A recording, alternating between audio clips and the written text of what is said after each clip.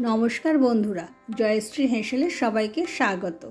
आमार आजकेर रेसिपि रुई माछेर झोल। रुई माछेर आमरा रुई कालिया रुई पोस्त अनेक रकम माछेर पद आमरा खेये थाकि, किन्तु आमी आज एखाने रुई माछ दिये आलू बेगुन दिये हालका एकटा झोल करेछि। এই ঝোলটা কেমনভাবে করেছি সেটাই আজ এখানে করে দেখাবো। আমি এখানে একটা 1.5 কেজি ওজনের রুই মাছ নিয়ে এসেছি, বাজার থেকে কেটে নিয়ে এসেছি। মাছটাকে আমি ভালো করে ধুয়ে নিয়ে লবণ আর হলুদ মাখিয়ে নিচ্ছি। মাছের মাথাটা বড় বলে আমি মাছের মাথাটাকে কেটে 2 টুকরো করে নিয়েছি। এবার মাছের লবণ হলুদ মাখিয়ে একটু রেখে দিয়েছি। দিয়ে এবার গ্যাসের ওভেনে আমি তেলটাকে ভালো করে গরম করে নিচ্ছি। আমি এখানে সরষের তেল দিয়ে কিন্তু মাছের ঝোলটা করব।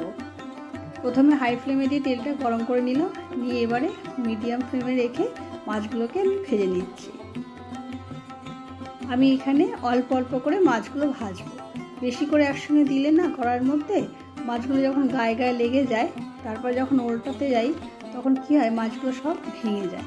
ওই জন্য আমি 3 পিস করে এরকম 4 বারে আমি মাছগুলোকে ভেজে নিচ্ছি। এদিকে মাছের ঝোলে দেবো বলে আমি একটা বেগুন আর 2টো আলু নিয়েছি, আর ঘরেতে তৈরি বিউলির ডালের বড়ি আমি একটু নিয়েছি। মাছগুলোকে সব এভাবে আমি একে একে ভেজে তুলে নিচ্ছি। মাছ ভাজার সময় কিন্তু গ্যাসের ফ্লেমটাকে মিডিয়ামে রেখে আস্তে আস্তে ভাজতে হয়। ফুল ফ্লেমে দিয়ে মাছটা যদি ভাজতে যাই মাছের ওপর পোর্শনটা পুড়ে যায়, ভিতরটা কিন্তু একটু নরম থেকে যায়, তখন কিন্তু খেতে অতটা ভালো লাগে না। আমি সব মাছগুলোকে এভাবে একে একে ভেজে তুলে নিয়েছি। এবার ওই মাছ ভাজা তেলেই আমি বড়িগুলোকে ভেজে নিচ্ছি। বড়িগুলোকে ভাজার সময় কিন্তু একটু ভালো করে ভাজতে হবে।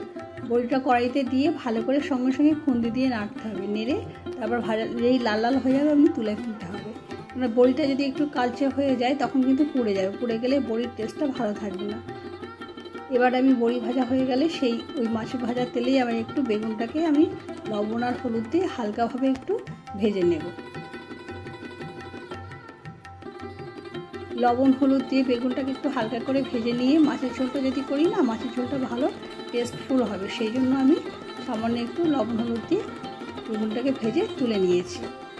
এবার আমি কড়াইতে বেগুন যেহেতু ভেজেছি, বেগুন অনেকটা তেল টেনে নেয়, ওই জন্য আমি একটু কড়াইতে তেল যোগ করব। এখানে প্রথমে 1/2 চামচ 5 ফোড়ন দিয়ে দিলাম, দিয়ে এবারে আরেকটু তেল দিয়ে দিলাম, দিয়ে 2টো কাঁচা লঙ্কা ফোড়নে আমি এখানে দিয়ে দিয়েছি।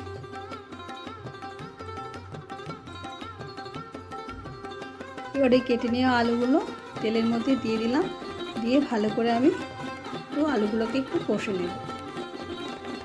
তারপর আমি 1 চামচ লবণ আর 1/2 চামচ হলুদ এখানে দিয়ে দিয়েছি। আমি এখানে লবণটা একবারে বেশি করেই দিয়ে দিলাম, যেহেতু ঝোলটাতে লবণ দিতে হবে প্রথমে আমি একবারে বেশি করেই দিয়ে দিয়েছি। তারপর আলুটা ভালো করে একটু ভাজা ভাজা করে নিয়েছি। ভালো করে ভাজা ভাজা হয়ে যাওয়ার পর তারপর 1 চামচ জিরের গুঁড়ো আর 1 চামচ ধনিয়ার গুঁড়ো এখানে আমি দিয়ে দিয়েছি। আলুটা একটু ভালো কষা হয়ে গেলে তারপরে আমি ছোটো দেখে একটা টমেটো কুচি করে নিয়েছিলাম, এই টমেটোটা কড়াইতে দিয়ে দিলাম। টমেটোটা একটু নরম হয়ে এলে তারপর 1/2 চামচ আদা বাটা আমি কড়াইতে দিয়ে দিলাম।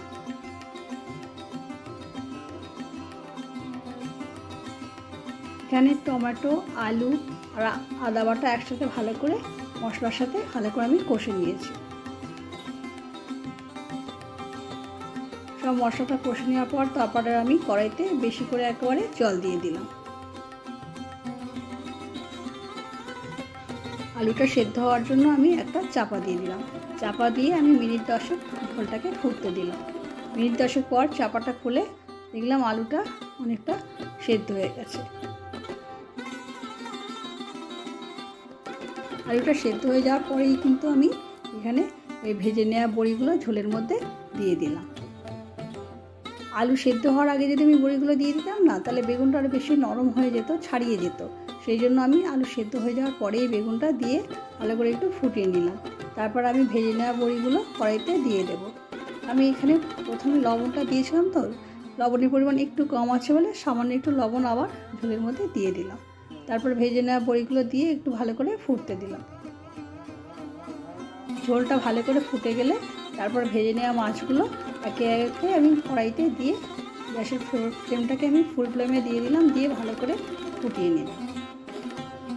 মাছগুলো যদি প্রথমে দিতাম বেশি ফুটে গেলে না বেশি সেদ্ধ হয়ে যায়, তখন মাছের ঝোলের টেস্টটা অতটা ভালো লাগবে না। মাছটা একটু বেশি সেদ্ধ হয়ে গেলে একটু নরম হয়ে যায় বেশি। দেখুন আমাদের মাছের ঝোলটা কিন্তু একদম রেডি। আমার এই ভিডিওটি ভালো লাগলে লাইক, শেয়ার এবং সাবস্ক্রাইব করে দেওয়ার অনুরোধ রইল। ধন্যবাদ।